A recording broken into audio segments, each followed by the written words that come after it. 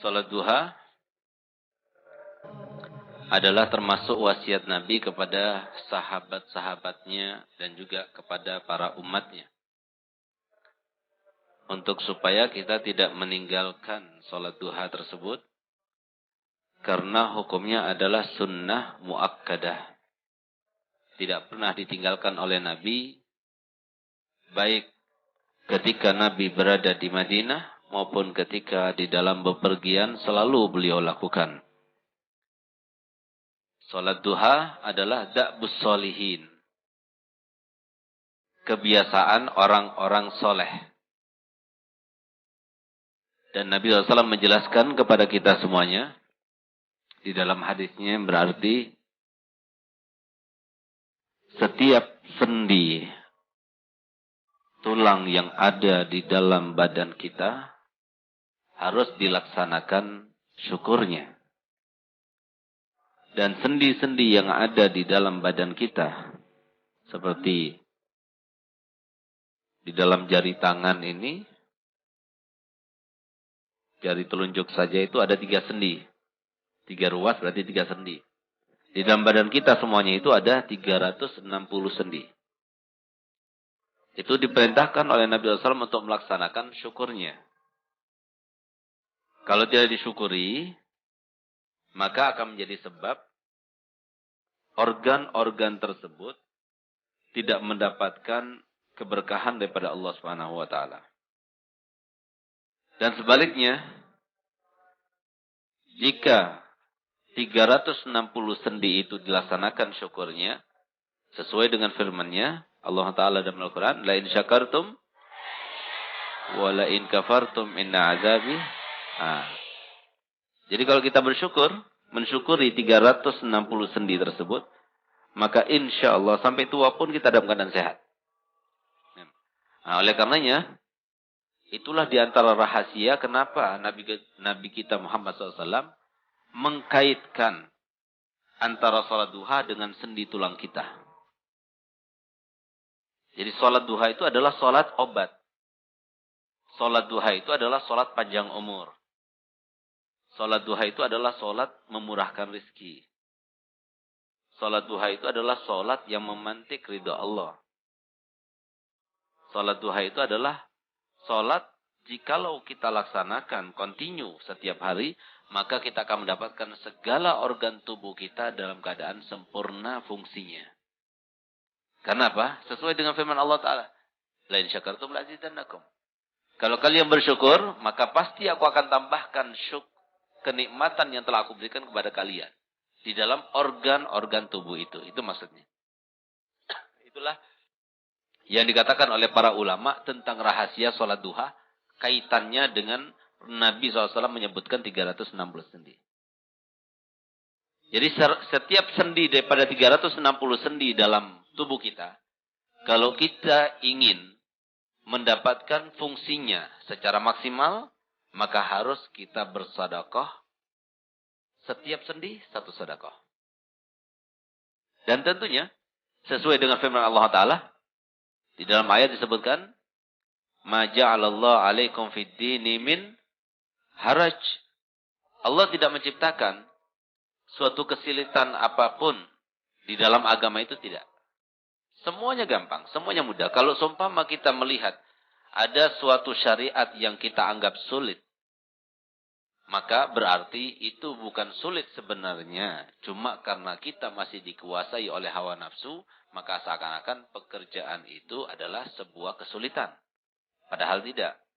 Dibandingkan dengan umat-umat dan syariat-syariat terdahulu. Jadi semua syariat yang Allah berikan kepada kita ini adalah syariat yang termudah, yang teristimewa, yang tergampangkan. Nah, oleh karenanya, sesuai dengan firman Allah SWT tersebut, maka Allah memberikan kemudahan demi kemudahan di dalam mengungkapkan segala sesuatu. Di antaranya, Nabi SAW menjelaskan, kan bukan semua orang punya harta untuk disodakohkan.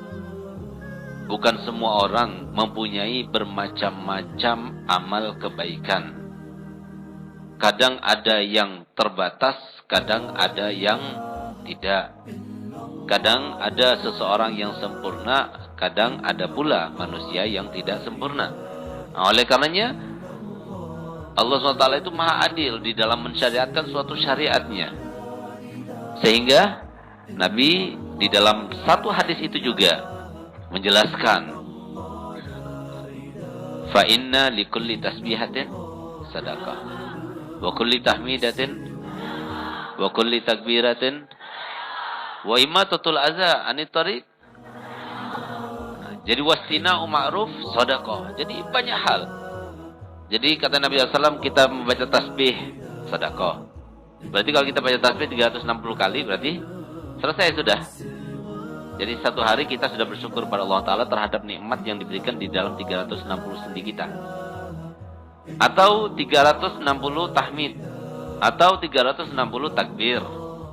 Atau 360 menghilangkan segala macam gangguan yang mengganggu setiap orang yang melalui atau berjalan di dalam jalan itu.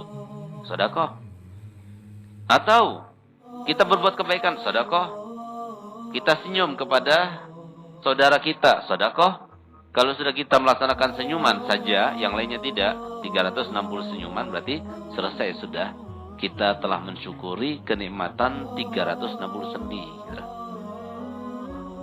Akan tapi subhanallah, mungkin melaksanakan 360 tasbih terasa sulit, atau 360 takbir terasa sulit, atau 360 tahlil terasa sulit, maka ada pengganti itu semuanya. Apa itu? Rakaatani minad duha. 2 rakaat yang dilaksanakan pada waktu duha, kata Nabi SAW, tuzzi'u an dzalika kulli. Cukup dan dapat menggantikan itu semuanya. Jadi kalau kita melaksanakan sholat duha 2 rakaat, maka berarti kita itu telah terhitung seakan-akan sudah kita laksanakan 360 syukur daripada 360 sendi. Sehingga begitulah setiap orang bersyukur sesuai dengan dasar hukum dan ketentuan Allah bagi mereka yang bersyukur adalah la in syakartum la azidannakum. Nah, sehingga orang yang sholat duha akan mudah urusannya. Orang yang sholat duha akan sehat jasmaninya. Orang yang sholat duha akan sehat rohaninya. Orang yang sholat duha akan banyak rezekinya. Orang yang sholat duha tidak akan menjadi orang fakir. Orang yang sholat duha akan dicintai oleh Allah Ta'ala. Orang yang sholat duha akan bertambah kenikmatan yang diberikan Allah Ta'ala kepadanya. Karena apa? Dia telah bersyukur. Nah, jadi inti daripada ini semuanya adalah kalau kita bersyukur, Allah akan menambah. Kalau kita tidak bersyukur, Allah akan mencabut nikmat tersebut. Nah, itu maksudnya. Sehingga tatkala kita tidak syukuri 360 sendi itu, maka ada di antara sendi-sendi yang 360 itu yang akan mengalami suatu kesulitan atau penyakit. Kenapa? Kita tidak mensyukurinya. Tapi kalau kita mensyukurinya, maka insya Allah sesuai dengan ketetapan Allah, kita tidak akan mendapati segala macam kesulitan terkait dengan 360 sendi kita.